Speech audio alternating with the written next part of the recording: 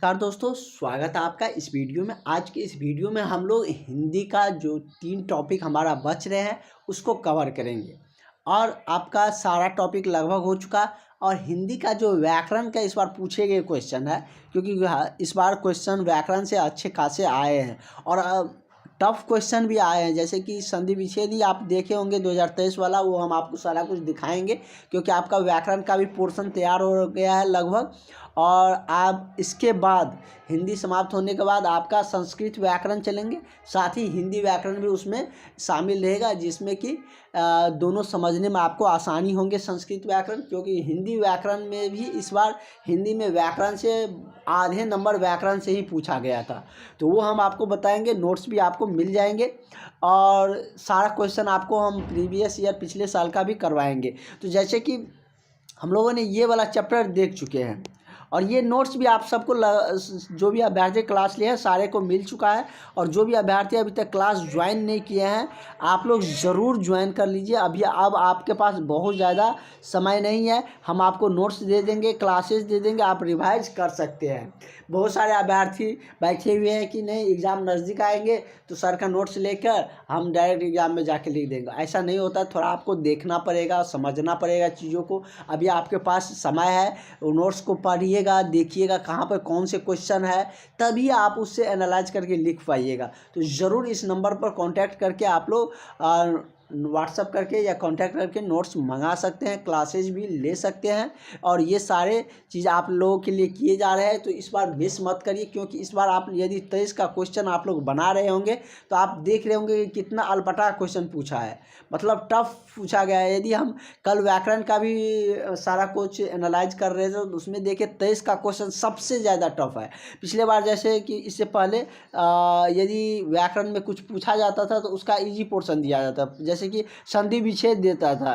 कि जैसे यदि हम इस बार रमेश पूछा गया था तो रमेश का संधि विच्छेद देता था रमा जोर ईसा। तो इस बार ये नहीं दिया, इस बार रमेश दे दिया है, आपको संधि विच्छेद करना है सारा। ऐसे तो समझ सकते हैं आप टफ कर रहा है चीज़ों को। तो आप लोगों को मतलब 300 नंबर लाना है, मतलब पास करने के लिए। और फर्स्ट डिवीज़न के लिए तो 550 नंबर चाहिए, इसके लिए आपको पढ़ना पड़ेगा। ये सारे टॉपिक हम लोग कवर कर चुके हैं और आगे हम लोग देखने वाले हैं। और आप लोग पूरा वीडियो ज़रूर देखें। और ये टॉपिक का 2 बार आप लोगों को मिल चुका है, इसलिए इसको इग्नोर कर दीजिए। देखिएगा इसमें 2 बार ये आ चुका है नागरी लिपि, और ये वाला जो है ये इसका पिक 2 बार आ चुका है। तो ये हम लोग ये कल वाले सेक्शन में हम लोग ये भी देख चुके थे। जित मैं निखरत जाऊँ, ये भी अभिनयो भी देख चुके थे। आज हम लोग देखते हैं, मछली भी जान चुके थे। आज हम लोग परंपरा का मूल्यांकन जानते हैं, जो कि एक निबंध है और डॉक्टर रामविलास शर्मा जी के द्वारा लिखा गया है।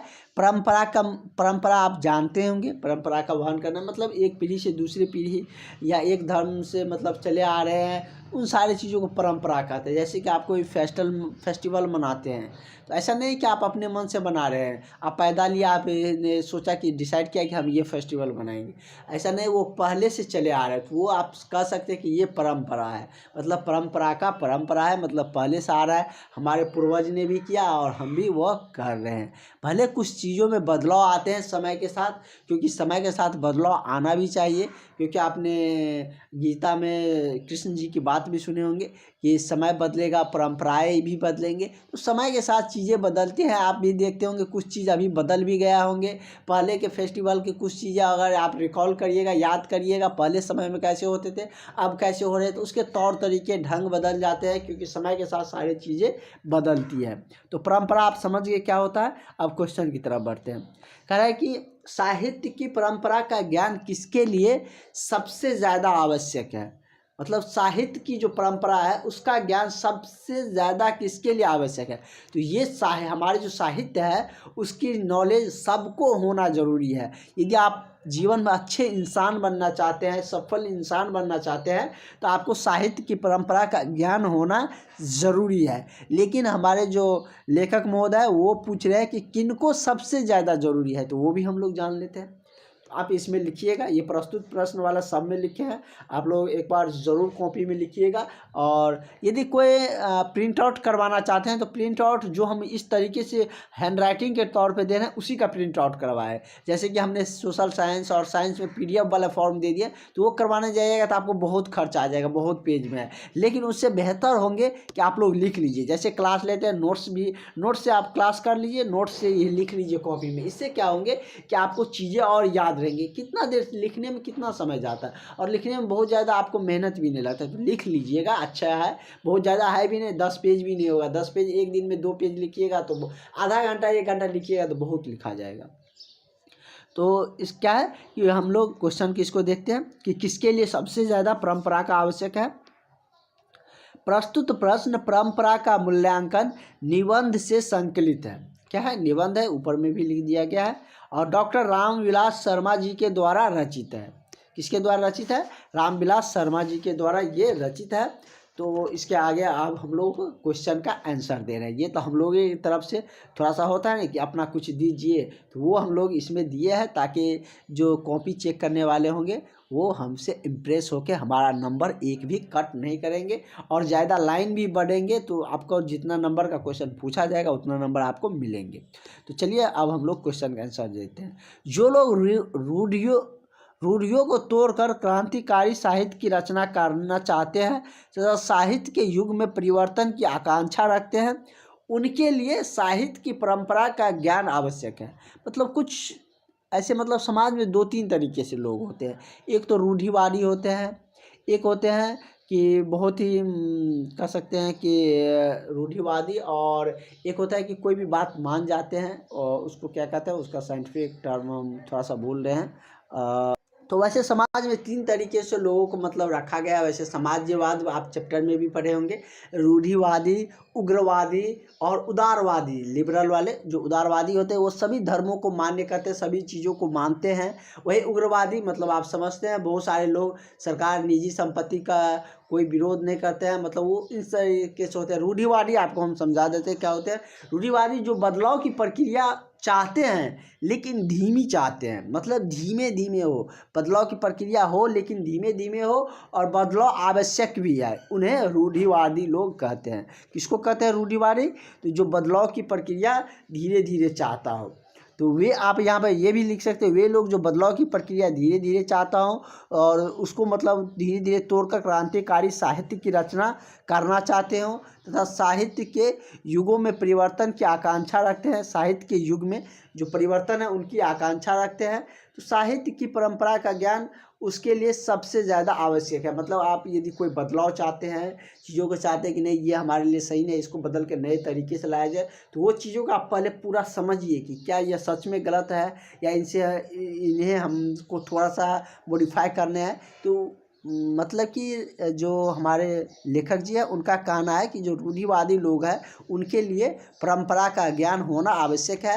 या वैसे तो परंपराओं का ज्ञान, साहित्य की परंपराओं का ज्ञान सबको होना चाहिए, लेकिन रूढ़िवादी लोगों को ज़्यादा ज़रूरत है। उसके बाद है कि आलोचना के लिए क्या महत्वपूर्ण होता है। तो आलोचना करने के लिए बहुत सारा मतलब कि चीज़ें होती हैं, वो आपको मतलब क्या होना चाहिए। तो कोई भी आलोचना करने के लिए आपके लिए साहित्य के परंपरा का ज्ञान महत्वपूर्ण होता है। किसी भी चीज़ को आप आलोचना कर रहे हैं तो उसके रिगार्डिंग आपको सारे चीज़ों को पता होनी चाहिए। साहित्य का ज्ञान आपके लिए महत्वपूर्ण मायने रखते हैं, तो वो आपको होना चाहिए, नहीं तो वो आलोचना आप ही को उल्टा पड़ जाएगा। कभी कभी देखते होंगे कि कोई चीज़ का कोई पर्सन आलोचना करते हैं और उसी पर वो प्रभावित हो जाते हैं। अगला है कि साहित्य की धारा को मोड़ने के लिए क्या आवश्यक है। मतलब साहित्य की धारा को मोड़ने के लिए आप क्या कर सकते हैं। तो साहित्य की धारा को मोड़ने के लिए प्रगतिशील आलोचनाओं का ज्ञान आवश्यक है। किसकी आलोचना? तो प्रगतिशील आलोचना का ज्ञान होना आवश्यक है। उसके बाद है कि परंपरा का ज्ञान किसके लिए सबसे ज़्यादा आवश्यक और क्यों है। ये बात फिर आ गया। इस साहित्य की परंपरा का मूल्यांकन करते हुए सबसे पहले हम उस साहित्य का मूल्य निर्धारण करते हैं। उसमें शोषक वर्ग के विरुद्ध श्रमिक जनता के हितों में चरित्रण करते हैं। कोई भी साहित्य का हम यदि उसका मूल्यांकन करते हैं तो उसे सबसे पहले उसका मूल्य का निर्धारण करते हैं। उसमें शोषक वर्ग या जिस पर हम उस पर चरित्रण कर रहे हैं उसका शोषक वर्ग के मतलब श्रमिकता जनता के हित में चरित्रण करते हैं। ये सारी चीज़ें साहित्य के लिए जरूरी होती, साहित्य के ज्ञान के लिए। उसके बाद है कि परंपरा का मूल्यांकन शीर्षक निबंध का भावार्थ लिखिए। ये क्वेश्चन सब ज़्यादा आते हैं, ये सब 5 नंबर में आएंगे। इसमें आप ये वाला लाइन नहीं छोड़ सकते, इसको लिखना ही पड़ेगा क्योंकि ज़्यादा नंबर का रहेगा तो उसमें आपको ज़्यादा पेजेज लिखिएगा तभी आपको पूरा नंबर मिलेगा। कह रहा है कि परंपरा का मूल्यांकन का शीर्षक निबंध का भावार्थ लिखिए। तो क्या होंगे, पहले तो ये लिखेंगे प्रस्तुत प्रश्न परंपरा का मूल्यांकन शीर्षक निबंध से संकलित है, डॉक्टर रामविलास शर्मा जी के द्वारा ये रचित है। आगे लिखेंगे साहित्य का संबंध मनुष्य के संपूर्ण जीवन से है। कि साहित्य का संबंध किससे है, मनुष्य के संपूर्ण जीवन से है। इसमें चरित्र आदिम भावनाएं प्राणी मात्र से जुड़ी होती है। मतलब इसमें क्या होता है कि चित्रित आदिम भावनाएं क्या होता है, प्राणी मात्र से जुड़े होते हैं।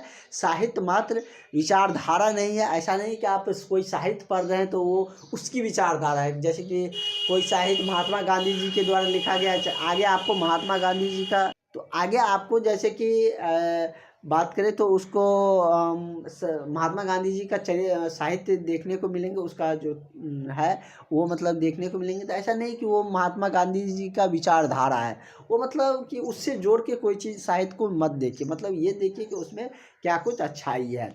इसमें मतलब मानवीय इंद्रियां बोध साथ ही उसकी भावनाएं की अभिव्यक्ति होती है। क्या है कि कोई भी साहित्य प्रकाशित किए जाते हैं उसको बोर्ड से वेरीफाई करवाना पड़ता है, बहुत सारे प्रोसीजर होते हैं। तो वो उसमें मतलब ऐसा नहीं है कि वो उनकी विचारधारा में ये है या हमारी विचारधारा में अलग है। मतलब उसको समझने का प्रयास करिए।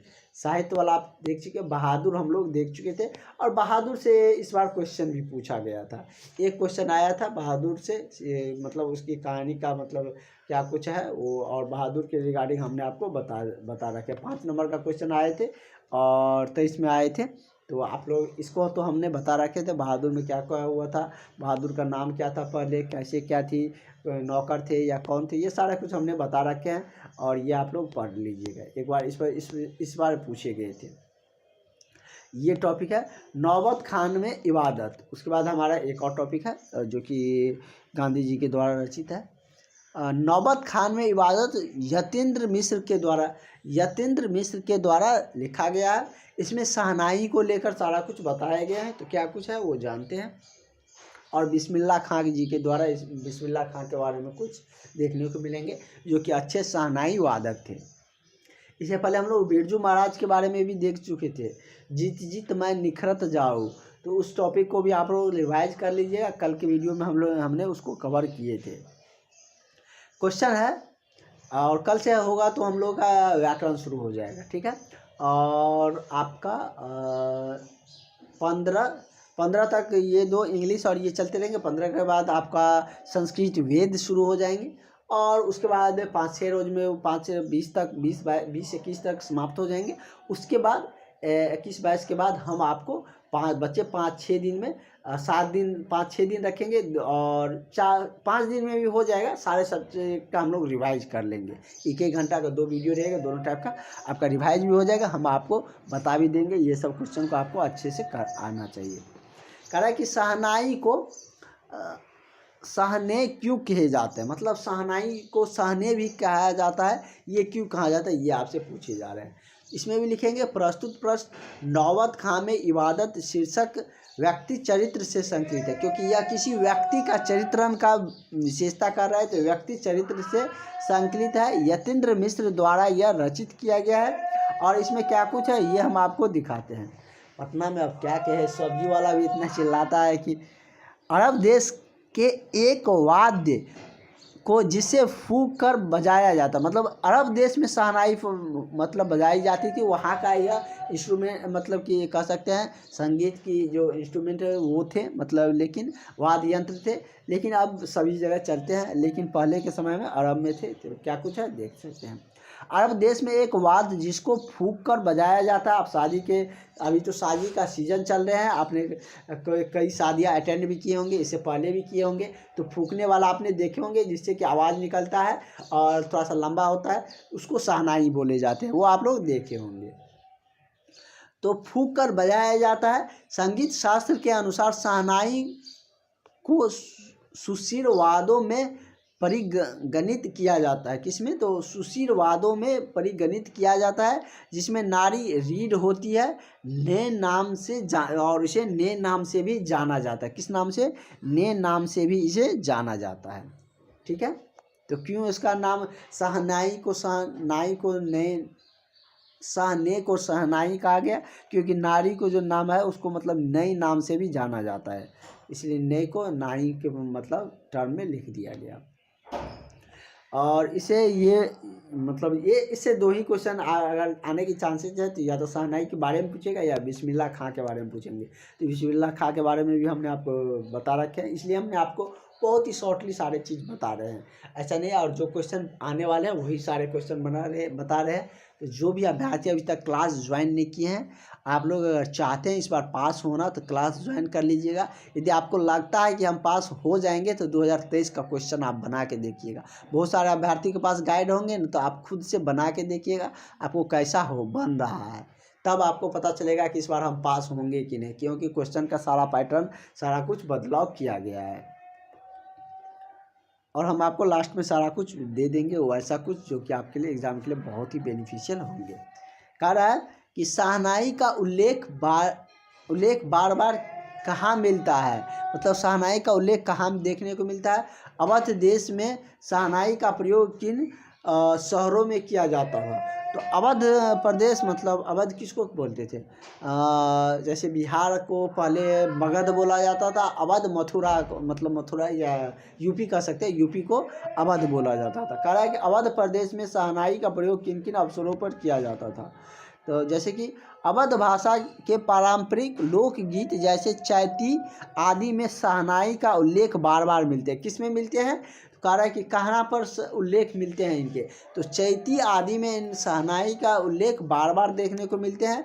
अवध प्रदेश में शहनाई का प्रयोग मांगलिक अवसरों पर किया जाता था। कोई मांगलिक अवसर है, शादी ब्याह क्या है, मांगलिक अवसर है, तो उसमें आप कार्ड पे देखते हैं ऊपर में लिखा रहता है मांगलिक कार्यक्रम, या बहुत सारा कुछ लिखे रहते हैं मांगलिक टर्म, तो वहाँ पर आपको देखने को मिल जाएंगे। चाहे वो आपका किसी का नामकरण होता है, किसी बच्चे का, वो भी मांगलिक कार्यक्रम होते हैं, मुंडन कार्यक्रम है, बहुत सारे चीज़ मांगलिक कार्यक्रम है। तो एक टर्म हम मतलब स्पेसिफाई करके ही यहाँ पर लिख दिए गए हैं। आप बहुत सारा कुछ लिख सकते हैं, शादी अवसर में, मुंडन कार्यक्रम में, जन्म उत्सव में, और इन सारे चीज़ों में मनाए मतलब शहनाई बजाए जाते थे, ऐसे भी लिख सकते हैं। चीज़ों को सिर्फ समझना है, समझ गए आपको। ये आपको नहीं लिख सकते हैं कि शहनाई कहाँ बजाए जाते थे, किस अवसर में बजाए जाते थे, सिर्फ ये आपको मतलब याद रखना है कि चैत आदि में इसका वर्णन मिलता है। और शहनाई कैसे कब बजाया जाता है ये तो आपको पता है, इसके बारे में और ज़्यादा क्या बताएं हम। अगला है कि बिस्मिल्लाह खां का अर्थ, बिस्मिल्लाह खां का क्या अर्थ है? शहनाई का तात्पर्य क्या है? कह रहे बिस्मिल्लाह खां का क्या अर्थ है और शहनाई का क्या तात्पर्य है? बिस्मिल्लाह खां के बारे में बता देते हैं, जो कि एक बहुत ही मधुर शहनाई वादक थे, बहुत ही अच्छा शहनाई बजाते थे बिस्मिल्लाह खां, इसलिए वो बहुत ही फेमस थे, भारतीय ही थे। तो इसके बारे में जानते हैं। दुनिया जब बिस्मिल्लाह खां की शहनाई से निकलने वाली मधुर आवाज़ से तृप्त होकर उनकी प्रशंसा में कहती थी लोग, कहता था या कहती थी कि सुभान अल्लाह, मतलब कि ये मतलब मुस्लिम थे तो उस तरीके से कहते थे, उसके बड़ाई के लिए सुभान अल्लाह, ध्यान है ईश्वर जिसने आपको ऐसी कला दी है। तब बिस्मिल्लाह खां का उत्तर होता था कि इसमें मेरा कुछ भी नहीं है, ये सारी तारीफ प्रशंसा तो ईश्वर की होनी चाहिए। मतलब जो बड़े लेवल के लोग होते हैं, जो ऊपर मतलब पहुंच जाते हैं, उसमें होता है क्या, मतलब कि अपनी सारी चीज़ें जो होती है वो मतलब ऐसा नहीं है कि अपने खुद पे क्रेडिट ले लेता, मैंने किया ये मैंने किया। उसमें बहुत नाम मात्र घमंड होता है। जो भी बड़े जो सेलिब्रिटी नहीं कह सकते, जो मतलब कि अच्छे मतलब है, जो अच्छे लेवल पर पहुंच गए, जिसको उतना समझ है। जैसे कि हनुमान जी से ही रामायण में राम जी पूछे थे कि क्या मतलब आपने सीता जी को दर्शन करके आए, तो कहा हाँ। और बहुत सारा कुछ उनसे पूछ रहे थे, तो क्या आपने ही ऐसा किया? तो वो हनुमान जी याद दिलवाना चाहते थे, मैंने तो गए थे लेकिन किए हैं सारा कुछ आपने। मतलब कि इसी तरीके से ये भी कर रहा है कि मैं कर रहा हूँ, लेकिन ये ईश्वर का ही मतलब प्रशंसा होनी चाहिए कि वो हमें ये मतलब खूबियाँ दिए हैं। ये मतलब बिस्मिल्लाह खां जी अपना जो होता है वो दिखा रहे थे अपनी, जो ऐसा नहीं कि उसमें कि घमंड था। और बिहार में बहुत ज़्यादा लोगों में ऐंठन होती है। किसी का यदि पापा या कोई अधिकारी या कोई है तो अरे मेरे पापा ये है, एमएलए है, ये है, ऐसे है, वो मतलब बहुत ज़्यादा ऐंठन होती है। लेकिन ये सब मतलब जो होते हैं अपर लेवल के आदमी, वो सब में ये सब नहीं देखने के मिलते हैं, बहुत ही विनम्र किस्म के होते हैं। ये आपका लास्ट टॉपिक है, शिक्षा और सांस्कृतिक। क्या है? आज थोड़ा लंबा चलेगा। कभी कभी आप अच्छा खाना बनते हैं तो ज़्यादा खा लेते हैं, तो कभी कभी पढ़ भी लीजिए ज़्यादा। शिक्षा और सांस्कृतिक। शिक्षा शास्त्र महात्मा गांधी जी के द्वारा रचित है। इसमें कि गांधी जी के क्वेश्चन कर रहा है कि गांधी जी के अनुसार, इसमें ज़्यादा क्वेश्चन हम लोग नहीं जानेंगे, नहीं पढ़ेंगे, क्योंकि गांधी जी के बारे में बहुत कुछ आप लोग जानते भी होंगे, सामाजिक विज्ञान में भी हमने पढ़ा रखे हैं। गांधी जी के अनुसार शिक्षा का जरूरी अंग क्या होना चाहिए? प्रस्तुत प्रश्न शिक्षा एवं संस्कृति शिक्षा शास्त्र शीर्षक से संकलित है कि, और ये महात्मा गांधी जी के द्वारा रचित है। ये तो आपको लिखना है। उसके बाद कह रहा है कि गांधी जी शिक्षा को जरूरी अंग क्यों होना चाहिए, मतलब क्यों मानते थे कि शिक्षा, गांधी जी के अनुसार शिक्षा जरूरी अंग है। तो शिक्षा किसी भी चीज़ को समझने के लिए, अपने आप में विनम्रता लाने के लिए, या किसी भी चीज़ को प्राप्त करने के लिए आप में शिक्षा होनी चाहिए, आपके पास ज्ञान होना चाहिए, तभी आप कर पाइएगा। तो ये मतलब सबके लिए ज़रूरी है। ये मतलब शिक्षा सबके लिए ज़रूरी है। इसके लिए अवेयरनेस भी चलाए जा रहे हैं और सारे लोग अब शिक्षित होना भी चाह रहे हैं। आप लोग भी चाह रहे हैं कि हमारे पास 10th का डिग्री है, हम भी क्वालिफाई रहे, कि हम भी मतलब 10th किए हुए हैं, क्योंकि अब बहुत सारा सर्वे किए जाते हैं, उसमें आपका क्वालिफिकेशन पूछे जाते हैं। यदि आप 10th भी नहीं किए हैं तो आपको मतलब कि साक्षरता के बहुत ही नीचे रखा जाता है। आप लोग ज़रूर इस बार पास करिएगा, और निश्चित ही पास करिएगा। और हम आपके लिए मेहनत कर रहे हैं, आप लोग ज़रूर क्लास ज्वाइन कर लीजिए। निश्चित रूप से आप लोग फर्स्ट डिवीज़न में अच्छे नंबर से इस बार पास करिएगा। गांधी जी के अनुसार शिक्षा जरूरी अंग है कि बालक में प्रेम से घृणा को तथा, मतलब जरूरी अंग है। किस तरीके से ये एक्सप्लेन कर रहे हैं वो समझिए आप। बालक प्रेम से